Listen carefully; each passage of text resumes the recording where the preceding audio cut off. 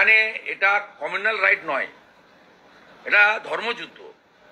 এরা কাশ্মীরের মতো হিন্দুদের সরাতে চায়। সলিউশন আমি দুভাবে বলতে পারি।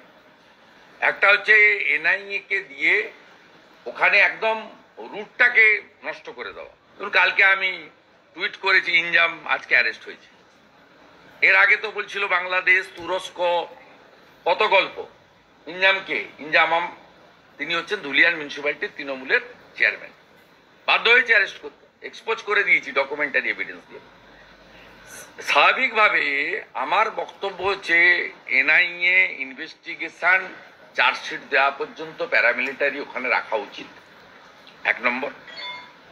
সেকেন্ড থিং হচ্ছে বাংলাদেশ থেকে যে 50 কিলোমিটার বর্ডার এলাকা এবং যেখানে হিন্দু জনসংখ্যা অত্যন্ত কম, 20%-এর নিচে, তাদেরকে কাশ্মীরের পাকিস্তান সীমান্তবর্তী এলাকার মতো বৈধ লাইসেন্সযুক্ত আগ্নেয়াস্ত্র দেওয়া উচিত। আত্মরক্ষার অধিকার প্রত্যেকের আছে। হিন্দুদের কাশ্মীরের তো বর্ডারের বহু গ্রামে ব্যবস্থা আছে,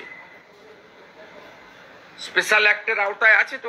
কাশ্মীরে যা আছে সেম মডেল যদি মুর্শিদাবাদ এলাকায় আপনারা না করতে পারেন, তাহলে 10-15% হিন্দু যেখানে আছে হিন্দু থাকবে না। এটা তো বিরাট বললেন আপনি। এটাই বাস্তব, আপনি ওখানে খোঁজ নেবেন, এটাই হচ্ছে বাস্তব।